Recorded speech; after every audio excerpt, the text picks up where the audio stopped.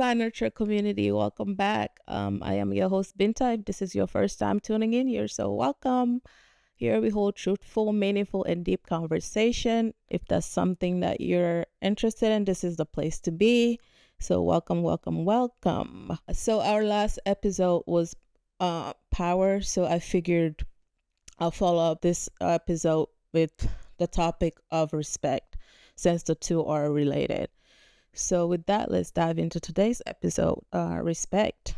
I used to work with a coworker in my early 20s. I mean, this individual was about 15 years older than me, and we had the same work hours, which means we interacted frequently. However, as time went by, I've noticed the tone and language used to address me, whether in front of customers or behind closed door. Also noted the tasks among us were not divided fairly. And one of the argument was I was the youngest. I'm like, oh, wow, okay.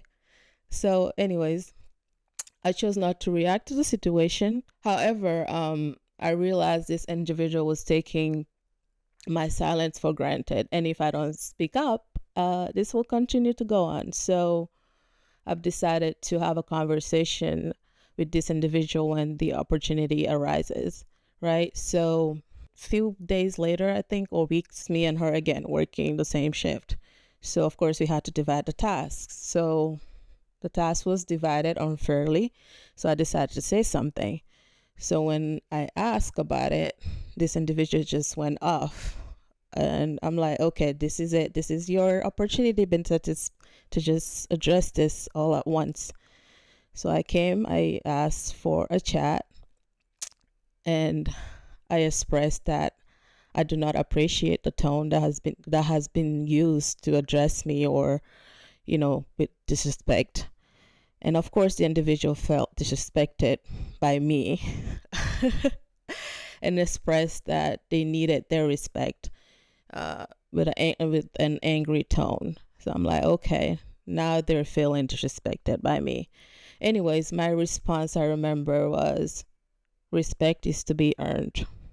Of course, throughout the years, I've interacted with so many people where, of course, respect was a big deal. But this one stood out to me because it was my very first time where I had to question what respect really was.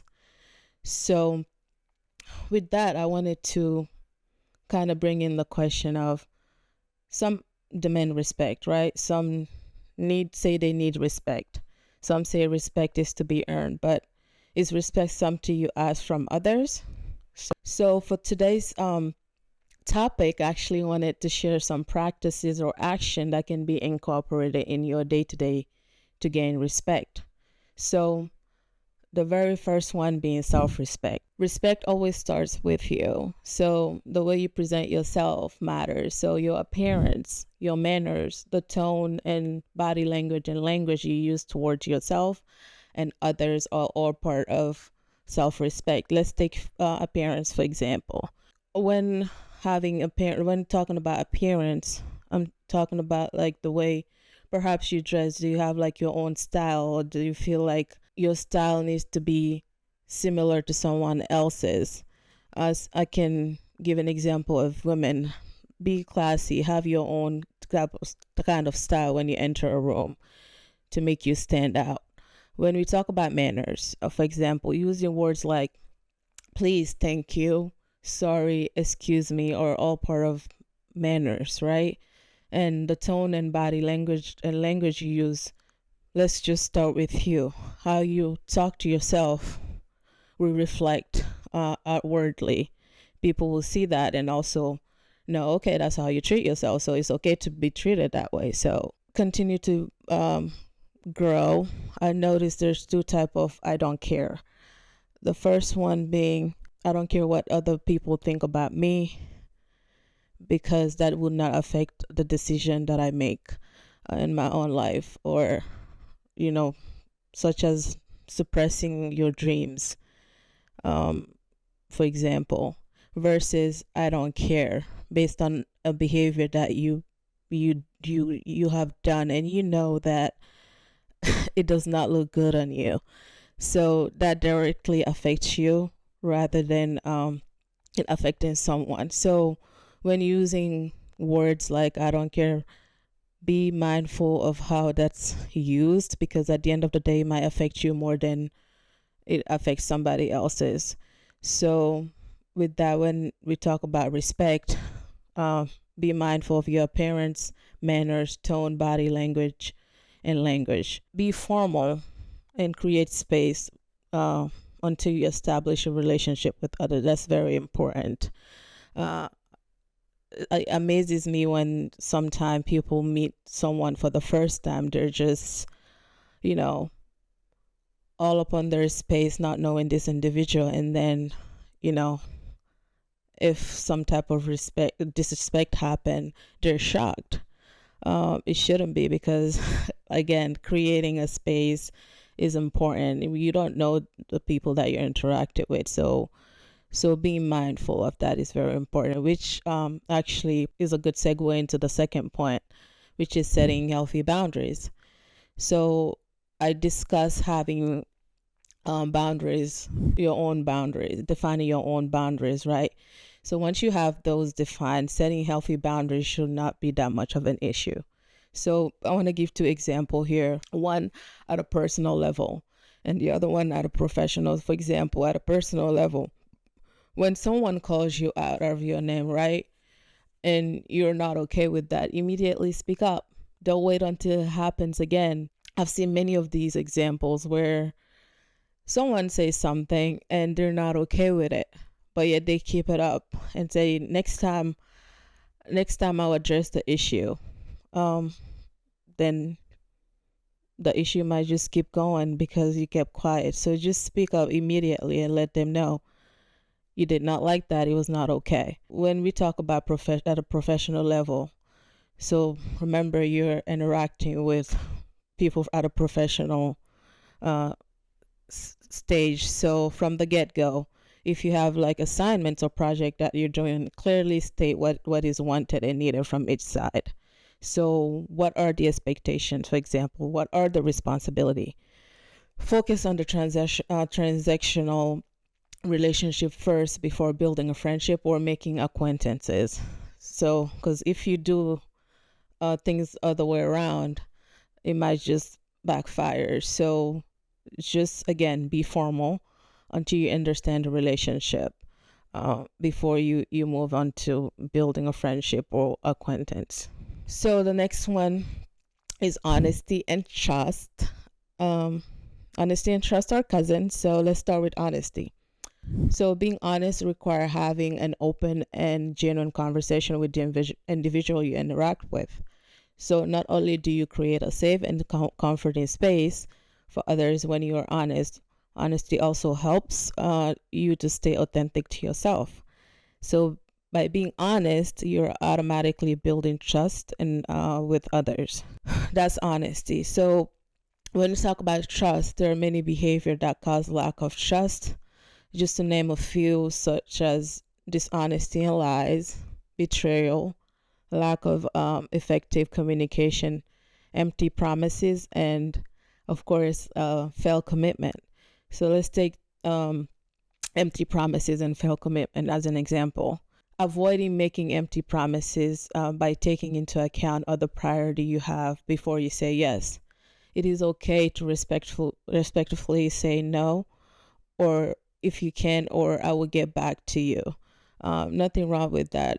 That's better than just saying yes to something that you're not sure whether you be able to handle it. For you, it might be, a genuine thing, but you don't know how the other person might interpret that. So saying no is just another word, just like a yes. So be mindful of that.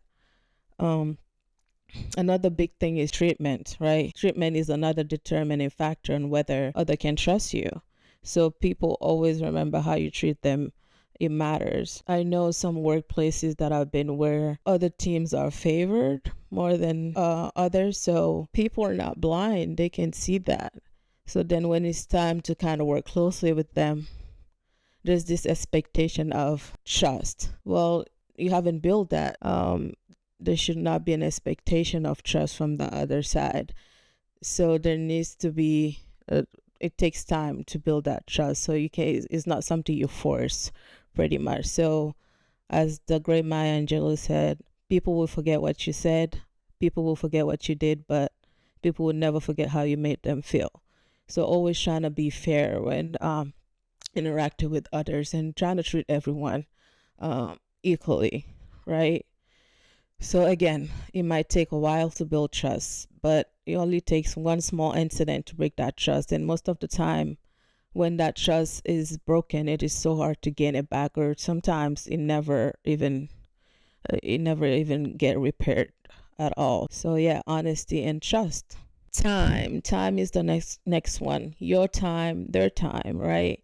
Time is a wealthy and valuable asset. So time is something you can never take back, right? So be very mindful of your time and the time of others. So one classic example that I have in mind is when you have a meeting with someone, let them know if you're going to be late, right? And don't keep them waiting. Don't use phrases like they can wait. No, communicate. The other person's need also matters. You don't know what they had to do or what they had to leave to meet you up. So just be mindful of people's time, just like your time is important as well, which leads out to the next one, which is accountability and responsibility. When interacting with others and you are at fault, take full responsibility and accountability without any excuses. One way you can do that is by first acknowledging your fault and apologizing if necessary. So put your ego aside. It is hurting you more than it is helping you. So definitely take account on what you did if it's necessary. But a side note, avoid excess apology either. Analyze the situation and see, okay, I am not wrong here. So if that's the case, apologize. But don't always feel like you need to apologize for something that's not even worth apologizing for, because you do not want to undermine your self or value, and definitely you do not want others to undermine you as an individual. Over apologizing is a very big confident killer. So that's accountability and responsibility. And the last one I wanted to touch upon is appreciate and respect others' skills and ability, right? It is very important to recognize that we are all different and each individual possesses their own gifts, talent, and skills. So it is very important to honor that and respect that. It is okay to allow others to take over something you're not knowledgeable on. I love sometimes when I don't know something, I just get to sit down and just learn from other, right? And just not say anything. Sometimes silence is your power. And just allowing that to be and learn from other as well, and don't feel the need that you know everything. Respect other skills and ability. That's also meaningful, and people would appreciate that. Something I wanted to note here when we talk about respect is the difference between disrespect and versus ego. Are they really disrespect to you, or is that your ego talking? Right. So I want to give an example that I hear often is a sign of disrespect. Someone ignoring your phone call, for example. There's many reasons why they haven't answered your call or ignored your call, and they might have forgotten to get back to you, or they had other priorities, right? Or simply they chose not to respond, which is okay too. What I would say is learn to understand people, accept the fact that that's how they are. So you know how best to interact with them. Anyway, so it reminds me of the power of six. So let's do a quick review on those. The power of six, the first one being spiritual power, understanding your relationship with God with no interference.